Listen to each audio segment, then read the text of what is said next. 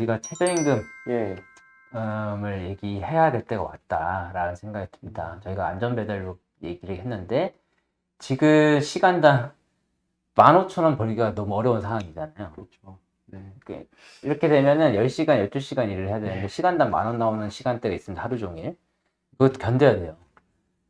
근데 우리나라 최저임금법 5조 3항에는 도급 임금 노동자에 대한 최저임금을 별도로 정할 수 있게 했습니다. 대통령령으로. 예.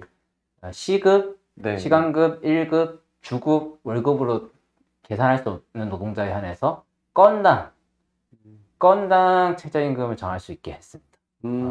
건당 최저임금이요? 네, 그래서 예. 우리가 도급 임금제 정한다고 할 수 있고요. 음. 근데 무슨 뭐 앱으로 일하는 플랫폼 노동자한테 최저임금 어떻게 적용해?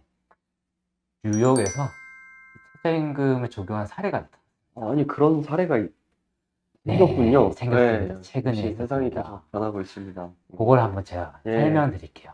예. 이제 화면을 볼 텐데요. 복잡한 설명 네. 제가 다 지우고요. 네. 데모 열심히 해가지고요. 데모 열심히 해서 뉴욕시에서 플랫폼 노동자들한테도 최저임금 적용해 라고 한 겁니다.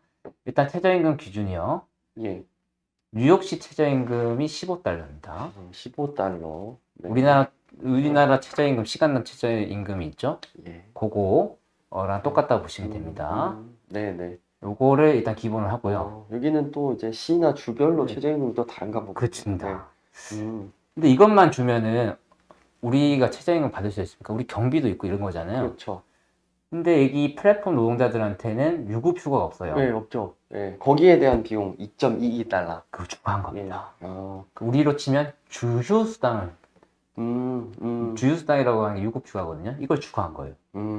그 다음에 아까 말씀드렸다시피 기름값, 보험료, 오토바이 관리비가 필요하겠죠.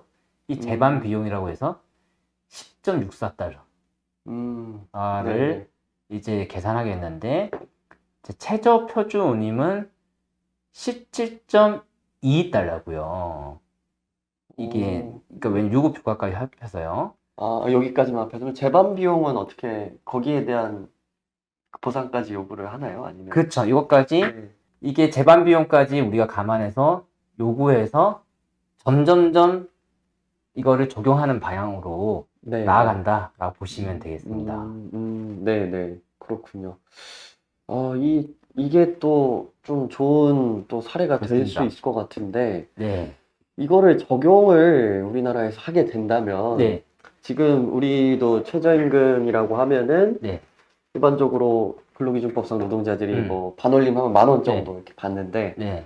우리도 재반 비용, 이런 부분에 대한 분석도 좀 필요할 것 같고, 맞습니다. 예, 유급 휴가, 이거에 대한 비용도 필요할 것 같고, 그렇게 되면은 뭐, 뉴욕처럼 뭐, 시간당 뭐, 수익 평균이 어떻게 될지 모르겠지만, 뭐, 2만 원이 될 수도 있는 거고, 맞습니다.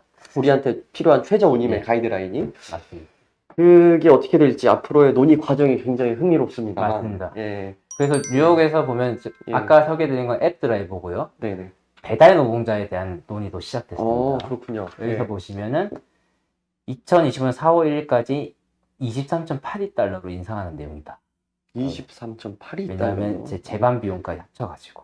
여기 재반 비용이 또 다르네요. 그렇죠. 그리고 이거 시간당 수익 평균을 내버린 거예요. 19.86달러. 네네. 네, 그래서 이렇게까지 목표로 하는 거고요. 이게 라이더들이 시간당 얼마 버는지를 이제 결정하는 거예요. 네네. 위원회에서. 근데 지금 당장 이렇게 갈 수는 없고 2025년 4월 1일까지 재반 비용까지 포함하는 걸로 확대하자. 목표를 잡은 거죠. 그럼 한국에서 어떻게 할 수 있냐? 최저임금 더하기 주휴수당 더하기 기준 경비율. 네네. 우리는 지금 고용보험 뗄 때 27.4% 떼잖아요. 네네. 요거까지 합쳐가지고 최저임금을 요구해 볼 수 있지 않겠냐. 네네. 이렇게 최저소득이나 이런 것들이 좀 보장이 되면은, 만약에 그 일하는 시간 동안은 콜이 들어왔을 때는 좀 거절이 좀 제한된다거나, 뭐 이런 것들이, 그런 것들이 좀, 그런 룰이 좀 생기는 건가요? 그렇겠죠. 네, 그러니까 네. 대신 우리는 뭘 포기해야 되냐면 어느 정도의 이제 거절에 대해서 네네. 정속성에 대해서는 포기하고 그게 싫다라고 하면 최저임금 적용 안 받고 음, 그냥 건당으로 받으면 되고 그걸 받고 싶은 사람들은 예를 들어 70% 내지 80% 유지하라 라고 정할 수 있겠죠. 네네네. 그렇게 해서 조금 더 안정적으로 네, 일을 할 수 있는 맞습니다. 환경을 만들고, 그런 최저소득, 뭐 네. 최저임금 같은 개념이 라이더들한테 도입이 된다면, 이게 그 라이더 자격, 어떤 종류의 그런 최소한의 조건들을 좀 규정하는 그런 제도와 맞습니다. 함께 가야 되겠다, 이런 생각이 드네요. 네, 네. 맞습니다. 네.